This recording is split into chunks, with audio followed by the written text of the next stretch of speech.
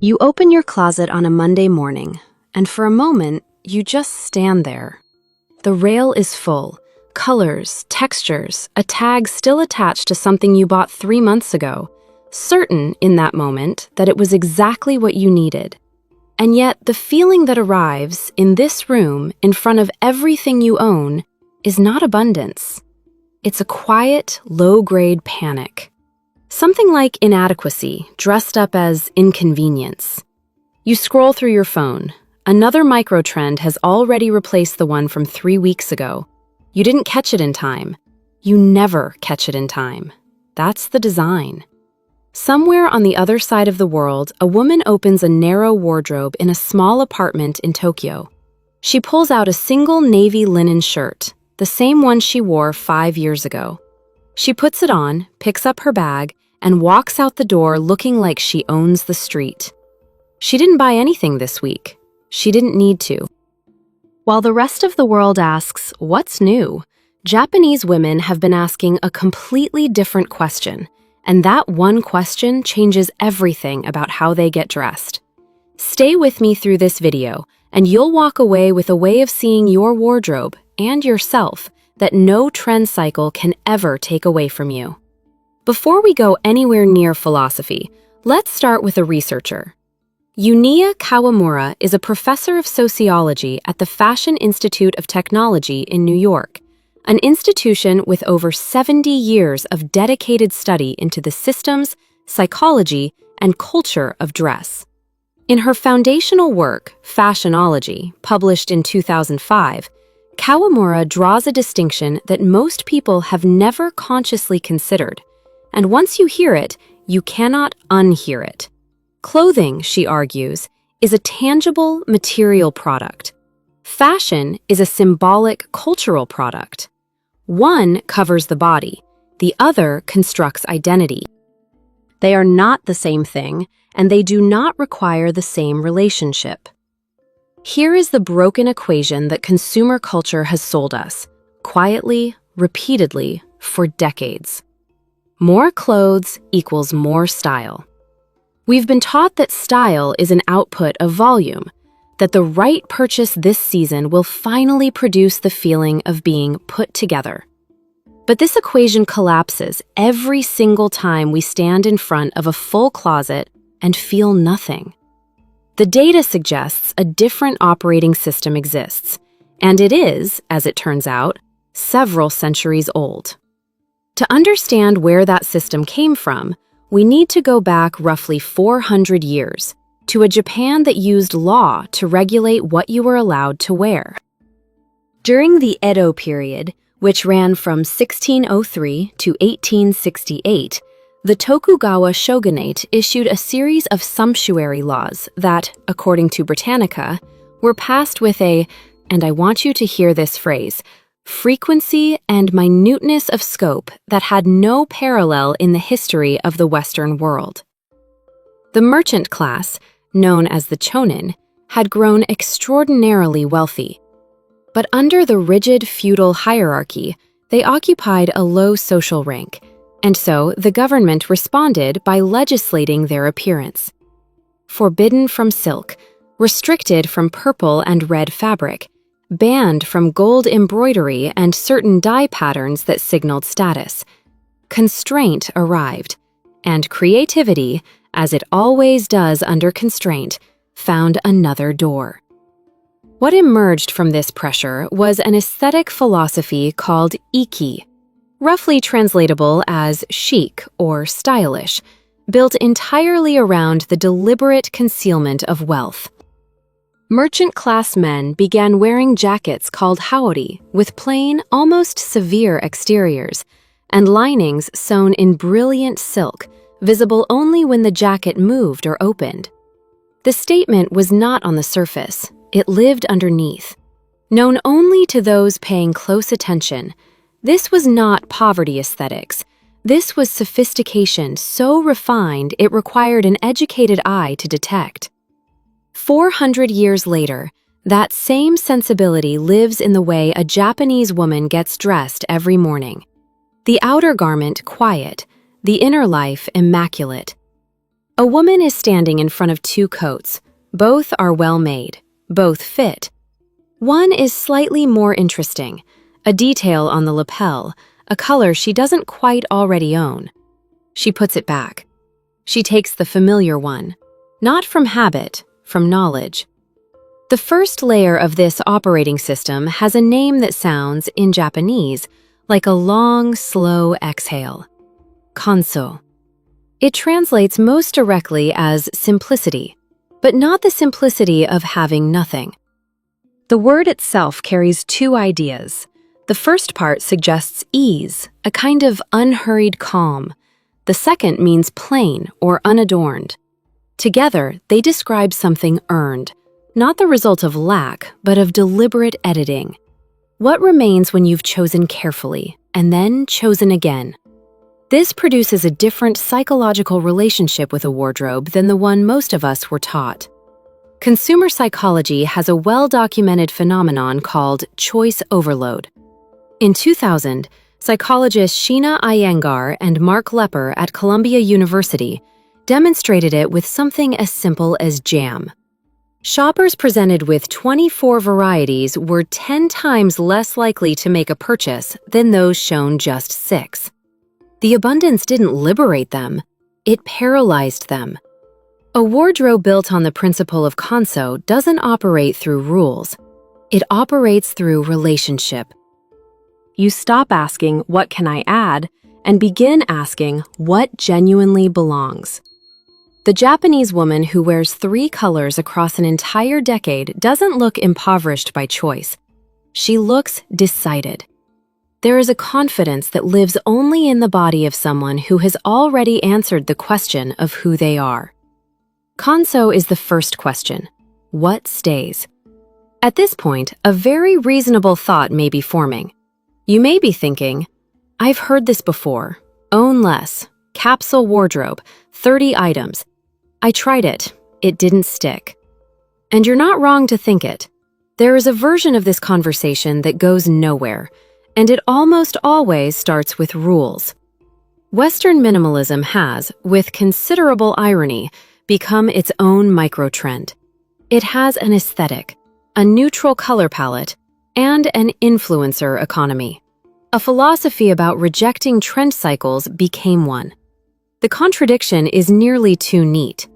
Consider 2 women, both deciding, in the same year, to own less. The first approaches it the way she once approached a January diet. She makes a list. She clears the closet. She buys 7 neutral pieces that feel somehow correct but joyless. By month 4, 3 new things have arrived in secret. By month 8, the project has been quietly abandoned. She feels worse than when she started. The second woman keeps a coat she has worn for 11 years, not because it was expensive, because she knows, each time she puts it on, exactly how it makes her feel. And that feeling has not changed. She doesn't build a system. She builds a relationship. The difference between Western minimalism and the Japanese approach is not the number of items. It is the orientation. Western minimalism asks, how few can I get away with? The Japanese philosophy asks something quieter. Do I truly know this piece? The first question is about discipline. The second is about intimacy. One is maintained through willpower. The other maintains itself. She puts on the indigo jacket. It looks, in the hallway mirror, almost plain. An hour later, standing in afternoon light, someone across the room looks twice. They can't immediately say why. There is something about the depth of the fabric, the way it changes as she moves, that is impossible to reduce to a single impression.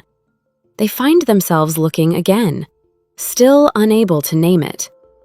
That is Shibui at work.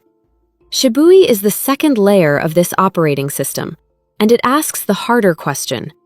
What is beauty, actually?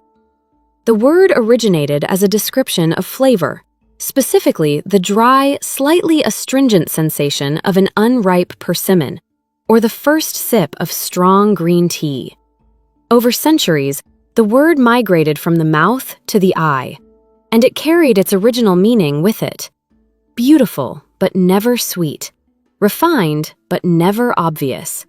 Something Shibui grows more interesting the longer you stay with it.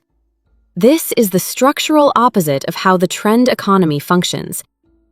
A trend is, by design, immediately readable. It announces itself loudly. It is, in the language of experience, a spike. Intense, visible, and brief. Neuroscientific research on aesthetic experience, including work from the Max Planck Institute for Empirical Aesthetics, suggests that sustained aesthetic pleasure, the kind that does not diminish with familiarity, is linked to objects with layered complexity. Things that reveal themselves gradually engage the brain's reward pathways differently than those that deliver all their meaning in one glance. The thrill of a trend spikes and vanishes. The satisfaction of Shibui accumulates. In practice, this is why Japanese women are drawn to texture over print, tone over contrast, quality over the legibility of a logo. The clothes don't do the announcing, the person does.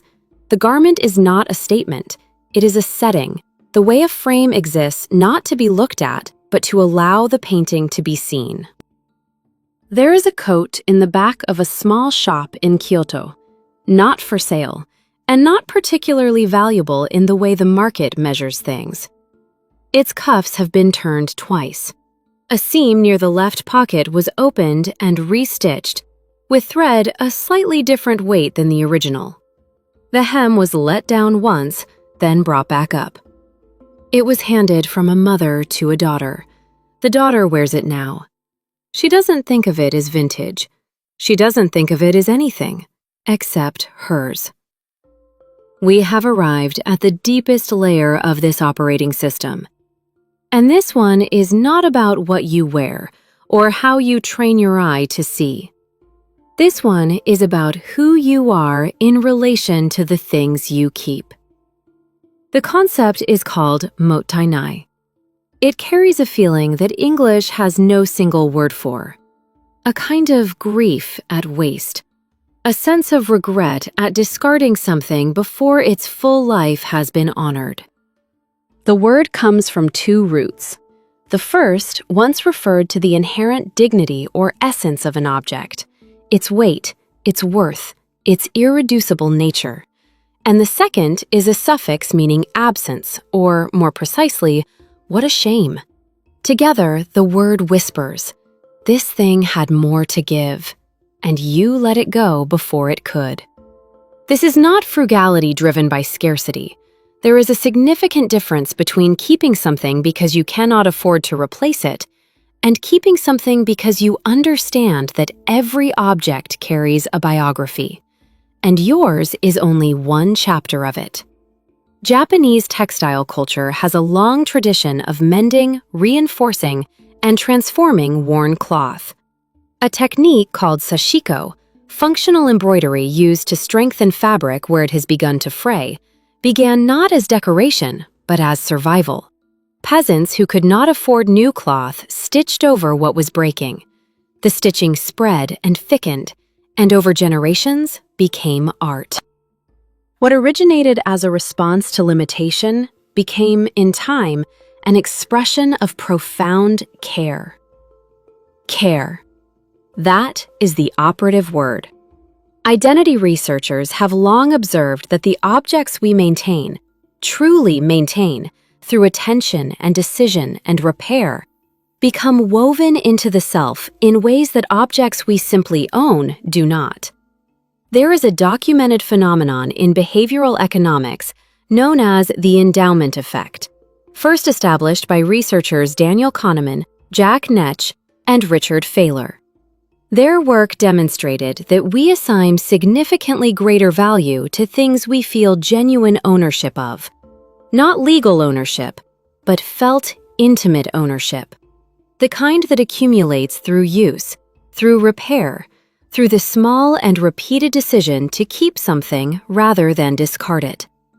The trend cycle cannot offer you this. By design, it cannot.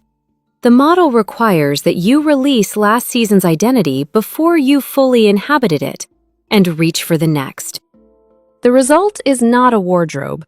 It is a sequence of abandoned selves, each one barely worn before it was replaced. There is a particular kind of anxiety that lives in that pattern. Not dramatic, not acute, but persistent. The quiet sense that who you are has not yet quite arrived. A Japanese woman who has worn the same coat for 15 years does not keep it because she cannot afford a new one. She keeps it because it has become, in a quiet and irreversible way, part of the texture of her own story. The style she carries is not assembled, it is accumulated. It is the physical residue of a life lived with enough attention to know what belongs. That is the complete operating system. Kanso clears the space. Shibui trains the eye. Mottainai builds the relationship. Not 3 rules. 3 layers of the same understanding, moving deeper each time. You don't need to change your entire wardrobe tonight. That's not what this is about, and it's not where this begins. Tonight, there is one small thing. Go to your closet, and instead of looking for something to remove, find one piece you've already owned for more than 2 years. Hold it for a moment. Try to remember where you first wore it, what the day felt like, whether there was a moment, however unremarkable, when you felt entirely yourself in it. If that piece still holds something, keep it. Not by default, by decision, consciously, with the full weight of choosing. Because the woman in the small Tokyo apartment, the one who walks out looking like she belongs to the city, she is not performing style. She is not following a framework. She is simply someone who has been paying close, slow attention for a very long time. To what she loves, to what lasts, to what, quietly, is hers. The clothes you carry with intention through years become the clothes that carry you. If something in this shifted the way you see your wardrobe, or the way you see yourself, pass it to one person in your life who might be standing in front of their own full closet, feeling inexplicably empty. Not as advice, just as company. The kind of thinking that changes something tends to travel best that way, not announced, but handed gently from one person to another. This video is created for educational and cultural exploration purposes only. All research references are cited for informational value and do not constitute professional advice of any kind.